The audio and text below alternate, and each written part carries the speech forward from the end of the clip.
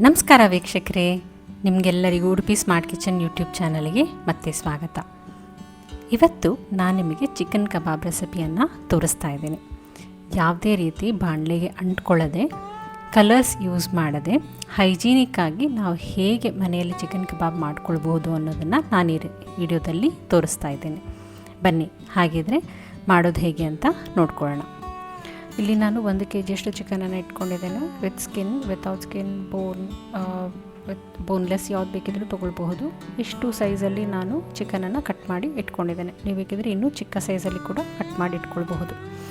ಮತ್ತು ನಾನಿಲ್ಲೊಂದು ಬೌಲಿಗೆ 4.5 ಟೇಬಲ್ ಸ್ಪೂನಷ್ಟು ಕಾರ್ನ್ಫ್ಲೋರನ್ನು ಹಾಕ್ಕೊಳ್ತಾ ಇದ್ದೇನೆ. ಮತ್ತು ಇದಕ್ಕೆ 2 ಸ್ಪೂನಷ್ಟು ಮೈದಾವನ್ನು ಹಾಕ್ಕೊಳ್ಬೇಕು.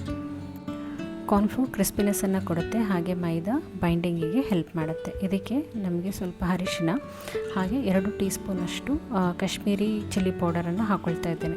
ಸೊ ಕಾಶ್ಮೀರಿ ಚಿಲ್ಲಿ ಪೌಡರ್ ಬಳಸ್ತಾ ಇರೋ ಕಾರಣ ಕಲರನ್ನು ಕೊಡುತ್ತೆ. ಹಾಗೆ ನಿಮಗೆ ಖಾರ ಜಾಸ್ತಿ ಬೇಕು ಅಂತ ಹೇಳಿದ್ರೆ ಸ್ವಲ್ಪ ರೆಡ್ ಚಿಲ್ಲಿ ಪೌಡರನ್ನು ಹಾಕ್ಕೊಳ್ಬಹುದು. ಮತ್ತು ಅರ್ಧ ಟೀ ಸ್ಪೂನಷ್ಟು ಜೀರಿಗೆ ಪುಡಿ, 3 ಟೀ ಸ್ಪೂನಷ್ಟು ಕೊತ್ತಂಬರಿ ಪುಡಿ, 1 ಟೀ ಸ್ಪೂನಷ್ಟು ಗರಂ ಮಸಾಲ, ಹಾಗೆ ರುಚಿಗೆ ತಕ್ಕಷ್ಟು ಉಪ್ಪು, 2 ಟೇಬಲ್ ಸ್ಪೂನಷ್ಟು ಶುಂಠಿ ಬೆಳ್ಳುಳ್ಳಿ ಪೇಸ್ಟ್, ಇದಕ್ಕೆ ಅರ್ಧ ಹೋಳು ನಿಂಬೆ ರಸ, 1 ಮೊಟ್ಟೆಯನ್ನು ಒಡೆದು ಹಾಕ್ಕೊಳ್ಬೇಕು. ಇದಿಷ್ಟನ್ನು ಹಾಕಿ ಚೆನ್ನಾಗಿ ಇದನ್ನು ಕಲಿಸ್ಕೊಳ್ಬೇಕು. ಒಂಚೂರು ನೀರನ್ನು ಇದಕ್ಕೆ ಸೇರಿಸ್ಕೊಳ್ಬಾರ್ದು.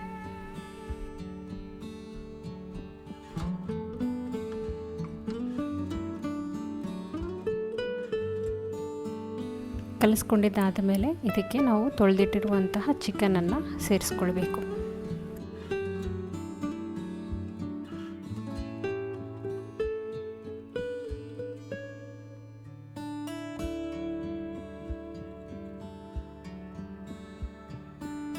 ಮಸಾಲೆ ಎಲ್ಲ ಹೊಂದ್ಕೊಳ್ಳೋ ಹಾಗೆ ಚಿಕನನ್ನು ಚೆನ್ನಾಗಿ ಕಲಸಿಟ್ಕೊಳ್ಳಿ. ಕಲಸಿದ ಆದಮೇಲೆ ಇದಕ್ಕೆ ಸ್ವಲ್ಪ ಕರಿಬೇವಿನ ಸೊಪ್ಪು, ಹಾಗೆ ಸ್ವಲ್ಪ ಕಟ್ ಮಾಡಿರುವಂತಹ ಕೊತ್ತಂಬರಿ ಸೊಪ್ಪನ್ನು ಸೇರಿಸ್ಕೊಳ್ಬಹುದು. ಬೇಕಿದ್ದರೆ ಇದಕ್ಕೆ ಬೇಬಿ ಗೋಡಂಬಿಯನ್ನು ಕೂಡ ನೀವು ಸೇರಿಸ್ಕೊಳ್ಬಹುದು. ಕಲಸಿರೋ ಚಿಕನನ್ನು ರೆಸ್ಟ್ ಮಾಡಲಿಕ್ಕೆ ಇಡಿ. ಇದನ್ನು ನಾವು ಎಷ್ಟು ಹೊತ್ತಿಡ್ತೇವೋ ಅಷ್ಟು ಚೆನ್ನಾಗಿ ಇದು ಮಸಾಲೆಯನ್ನು ಹೀರ್ಕೊಳ್ಳುತ್ತೆ. ಈಗ ಒಂದು ಬಾಣಲೆಯನ್ನು ಸ್ಟವಲ್ಲಿ ಇಟ್ಕೊಂಡು ಇದಕ್ಕೆ ಎಣ್ಣೆಯನ್ನು ಹಾಕ್ಕೊಳ್ಳಿ. ನಾನಿಲ್ಲಿ ತೆಂಗಿನ ಎಣ್ಣೆಯನ್ನು ಬಳಸ್ತಾ ಇದ್ದೇನೆ. ನೀವು ಯಾವ ಎಣ್ಣೆಯನ್ನು ಪ್ರಿಫರ್ ಮಾಡ್ತೀರೋ ಅದನ್ನು ಯೂಸ್ ಮಾಡಬಹುದು. ಫ್ಲೇಮನ್ನು ಮೀಡಿಯಮಿಂದ ಹೈ ಮಧ್ಯದಲ್ಲಿಡಿ. ಎಣ್ಣೆ ಚೆನ್ನಾಗಿ ಕಾದ ಮೇಲೆ ಚಿಕನನ್ನು ಎಣ್ಣೆಗೆ ಹಾಕ್ಕೊಳ್ಳಿ.